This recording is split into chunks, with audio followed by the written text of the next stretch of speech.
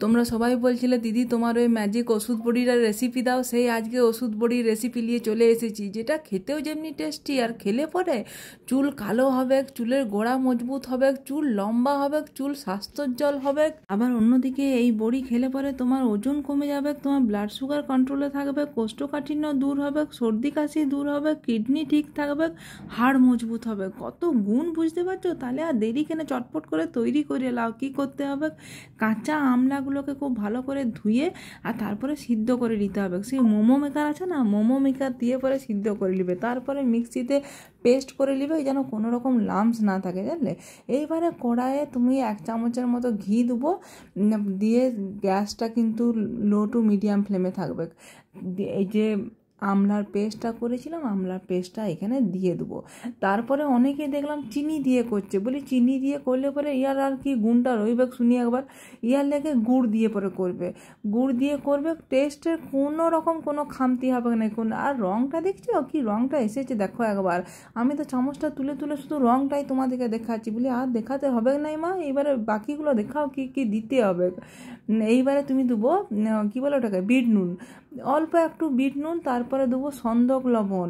এই পিঙ্ক কালারের লবণটা দেখে পরে অনেকেই তোমরা বলছো দিদি ওইটা আবার কী ধরনের নুন তুমি দাও, ওইটা হচ্ছে সন্দক লবণ। তারপরে দিতে বলেছিল আমচুর পাউডার, আমচুর পাউডারটা দিলে পরে তোমার এই যে আমলাতে যে কষা কষা ভাবটা থাকে ওটা দূর হয়ে যাবে। কিন্তু মিথ্যা কথা কেন বলবো বোন, আমচুর পাউডার আমার ঘরে নাই, ইয়ার লেগে আমি চাট মশলা দিয়েছি। ইয়ার আগেও চাট মশলা দিয়ে করেছিলাম, একটুও কষা লাগে নাই, এইবারেটাও আমি চাট মশলা দিয়েই করছি। তারপরে দেবো গোলমরিচের গুঁড়া। একবারে টক ঝাল নুন মিষ্টি মিলেমিশে একাকার হয়ে যাবে। ঠিক যখন দেখবে এরকম জল একবারই শুকিয়ে গেছে, একদম শুকনো শুকনো হয়ে গেছে, এই সময় গ্যাসটা অফ করে একটা থালাতে তুলে আর ফ্রিজে রেখে দেবে। যখন একবারই এরকম ঠান্ডা হয়ে যাবে, দেখবে যে একবারে আঙুল দিয়ে পর দেখবে হাতে লাগছে না, ঠিক এই সময়তে একটা চামচে করে ছোট্ট ছোট্ট করে পিস পিস কেটে, আর ঠিক যেমন করে আমি হাতে গোল গোল পাকাচ্ছি এইরকম গোল গোল পাকাবে, বলি ছোটোবেলাটা মনে পড়ে যাচ্ছে তাই। আর এই যে আমলাগুলি তৈরি হলো, এই আমলাগুলি নারী পুরুষ ছেলে মেয়ে ছোট ছেলে সবাই খেতে পারে।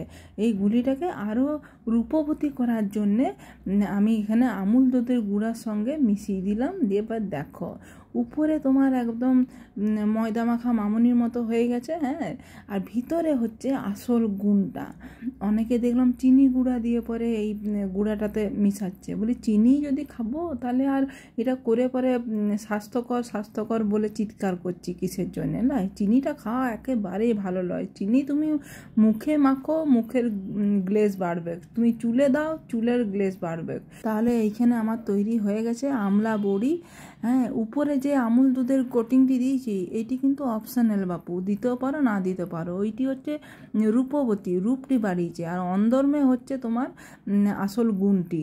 দেখতে কি সুন্দর হয়েছে দেখো। এইবারে দেখো আমি এইরকম একটি কাঁচের শিশিতে, পরিষ্কার কাঁচের শিশিতে এইরকম করে বড়িগুলি রেখে দিয়েছি। এই নিয়ে আমার 3 বার হলো এটি তৈরি করা।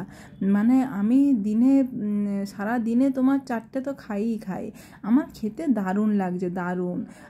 আর বাকি আমার ছেলেপুলে স্বামীতে তো উড়িয়ে নিয়ে যাচ্ছে। তোমরাও তৈরি করো, খাও, আর কেমন হলো জানাবে।